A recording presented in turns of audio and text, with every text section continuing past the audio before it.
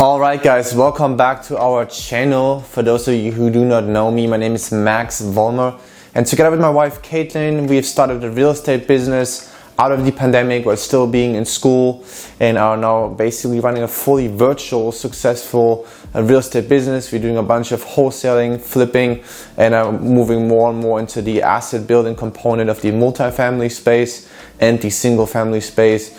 But today is another really special video. It's not all about me talking. I was actually on a podcast with Jimmy. His podcast is called the Cash Flow Tactics, and Jimmy is an amazing human being. He's one of our mentors.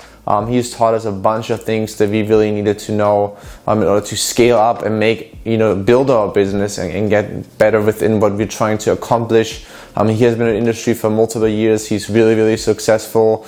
And he asked us to come on his podcast. So today's video is basically an interview between me and him. It's going to be on Zoom.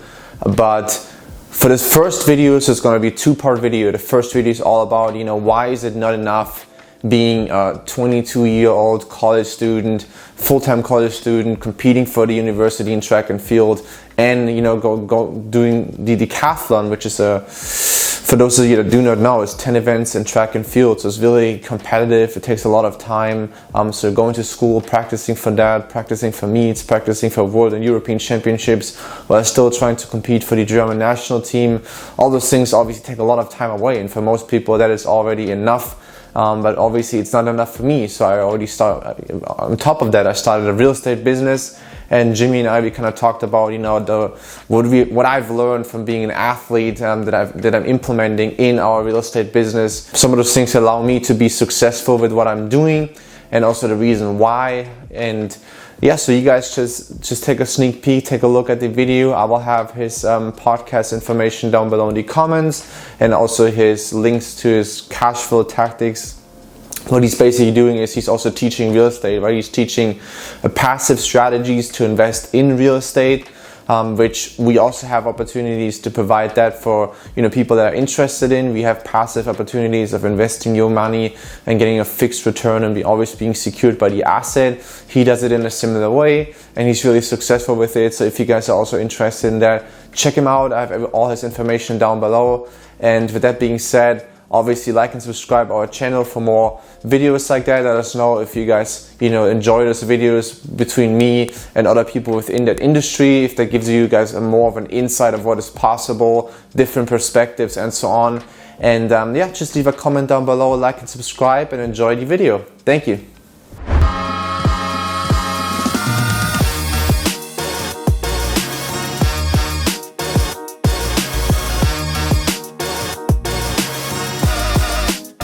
So Max, why isn't, with most 22-year-olds, why isn't just going to school and being an elite Olympic level athlete enough?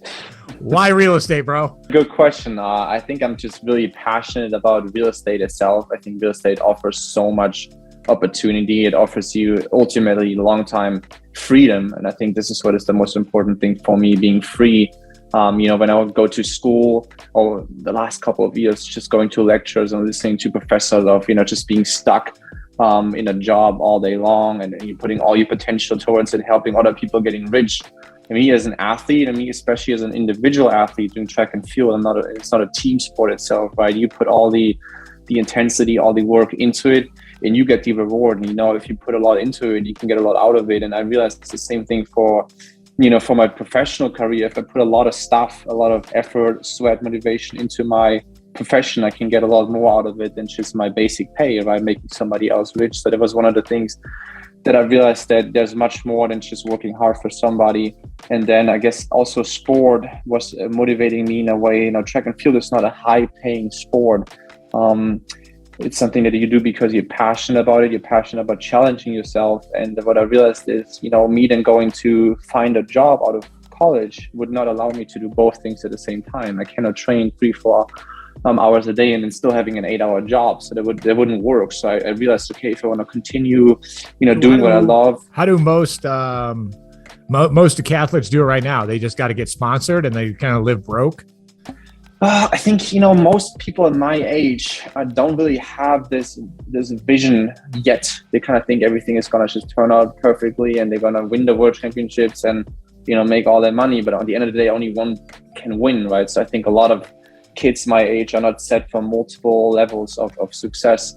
They all, especially in sports, I get it, right? When you're young, especially myself too, you always have that belief, oh, I'm the next world champion, I can do that too. And you work your way towards it, but you also realize that, life can happen. You can get hurt or something else happens, and then you have nothing really set up in place. And then I've seen a lot of, older people that in the 28, 30s, which is old for sport, not making the transition all of a sudden, that they don't know what to do with their life. So I think just having both things set up in place gives you the ultimate, path to success. And just for me, if I'm doing sports all day long, I'm really thinking a lot in sports. Like I'm that mental kind of guy. So once I do too much of it, I get too caught up in my thoughts. So I need something else that keeps me busy. So I'm not just overthinking it, because once I start overthinking it, I see myself not performing. So having this kind of stress of being in school, doing work, going to practice, it's the ultimate balance for me to just focus on each task rather than having too much time for one thing at a time. So that's kind of interesting. Has your athletic performance gotten better since you started investing in real estate? It did. Just because it was like a relief?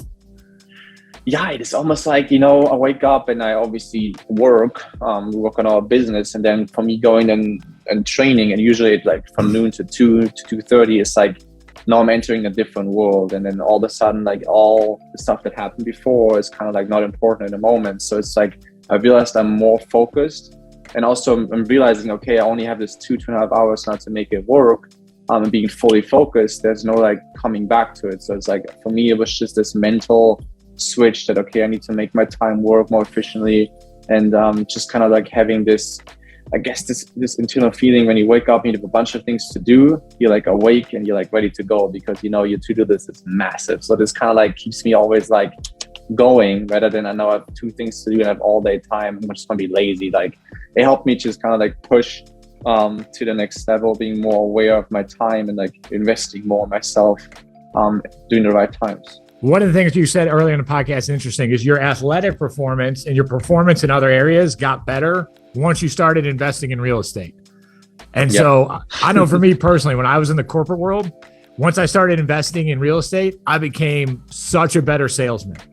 And maybe it's it's because I had a distraction, but I think it's also, I started gaining confidence in another area, which led to confidence in, the corporate area. Yeah.